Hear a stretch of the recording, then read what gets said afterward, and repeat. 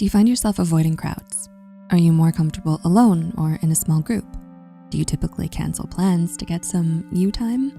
If you answered yes to any of these questions, you might think you're an introvert. You might be wrong. If the thought of social interaction makes your heart race and your palms sweat, this could be a sign of social anxiety disorder. According to the UK's National Collaborating Centre for Mental Health, social anxiety is the persistent fear of one or more social situations where embarrassment may occur and the fear or anxiety is out of proportion to the actual threat posed by the social situation as determined by the person's cultural norms. How can you tell if you're an introvert or if you're socially anxious? Here are 5 signs it might be social anxiety. It's ego dystonic. Do you actually enjoy being alone? In a 2020 interview, clinical psychologist Dr. Romani Durvasula points out that introversion is egosyntonic. This means introverts enjoy being alone and recharge this way, rather than going out to blow off some steam. Social anxiety, on the other hand, is ego dystonic, meaning it's out of touch with your preferences. Many people with social anxiety are actually extroverts who love the company of others, but they isolate themselves out of fear, which makes them miserable. Dr. Durvasula summarizes the differences with this beautiful quote: "Introversion is your way. Social phobia is in your way." Let's say your friends invite you to hang out at the mall. If you're an introvert, you might decline because you truly prefer to relax alone. After you decline, you also don't worry about what they think of that. If you have social anxiety, you might feel compelled to decline, even though you want to go out. Being around your friends makes you feel like Piglet from Winnie the Pooh. Your anxiety may have you convinced they secretly hate you, or that you need to watch your every move so that your fear outweighs your desire to hang out. Now you're home, wishing you could be outside, with closed blinds and a phone on airplane mode. This is not introversion. All eyes are on you. Do you worry that others talk about you behind your back a lot? According to the National Collaborating Centre for Mental Health, people with social anxiety are constantly on the lookout for negative judgment, embarrassment, or humiliation. It's natural to wonder what others might think about you, but not if it's a constant and overwhelming worry. These worries aren't just small doubts, but often full-blown anxiety attacks.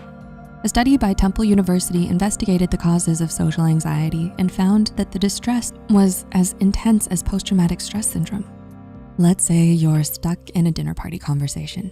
If you're an introvert, this might be your own personal torture. Your inner monologue might sound like, "How can anyone enjoy these boring conversations? How long do I have to smile and nod? When can I leave and go home to do something enjoyable?" But if it's social anxiety, you might feel like you're being buried under an avalanche, and your inner monologue might sound more like, "Am I sweating? Can everyone tell how nervous I am? Do I look stupid? Did I say something dumb?" Over and over again.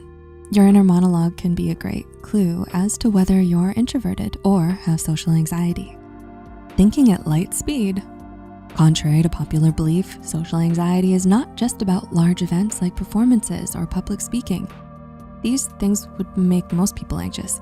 Social anxiety therapist Arlen Kunzik notes that social anxiety torments people during smaller events like answering the phone, buying groceries, or getting a haircut. It's not just about how large the interaction is. It happens anytime others are around. Let's say you got some lunch at the food court and you need to walk across the room to get to an empty table. As you walk, you might be wondering if everyone is staring, chanting not to trip in your head, questioning if you look cool, or asking yourself if they can tell you're nervous. All the while, you feel your brain has been hijacked by fear from inside out. You suspect it's not normal to be shaken by such a small thing, and you're right.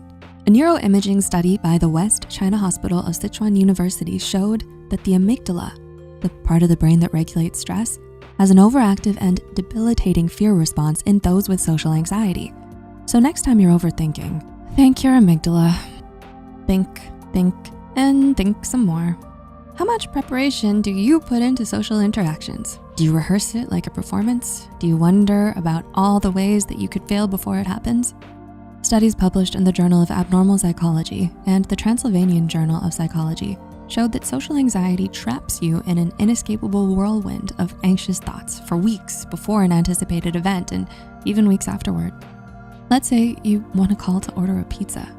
Instead of just calling, you rehearse for half an hour, practicing every word to make sure you don't mess up. After you finally muster the courage and make the call, you reflect on the entire conversation over and over in your mind. You stay up at night wondering if you made any mistake, with thoughts like, why did the other person pause after I spoke? Did they think my question was stupid? Did they cough, or were they quietly laughing at me? And so on. These types of thoughts can mean you're dealing with social anxiety. Sugar, we're going down. Like we mentioned before, social anxiety can last for weeks. But how long can it last? A long-term study published in the American Journal of Psychiatry showed that the average patient has symptoms for 19 years. If gone untreated, the isolation created by social anxiety can swallow your whole life. Let's say you get invited to a vacation and opt out because you think the others will laugh at where you want to go.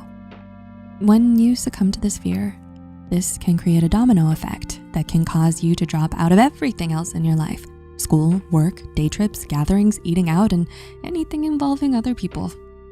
Even when withdrawing from social life impacts your daily life, you still continue until it's no longer healthy. Research by Harvard Medical School professor Ronald C. Kessler showed that patients suffering from social anxiety have significantly lower rates of getting and keeping friends, graduating school, getting and keeping a job, getting married, and having children. Don't fret. Now that you're aware, this doesn't have to be you. If your social avoidance is out of touch with your inner desires, is driven by intense fear, prevents you from basic functions, triggers many anxious thoughts, or causes total withdrawal, you might have social phobia and not introversion. Luckily, there is help. There are many effective treatments like role-playing social situations, gradual exposure to real-life social situations, eliminating safety behaviors, learning how to relax on cue, and reframing anxious thoughts. If you suffer from social anxiety, please seek professional help. We at Psych2Go believe in you. We've been there. If you made it to the end, drop a blue heart emoji in the comments below and let us know if you think you have social anxiety or are introverted. Until next time.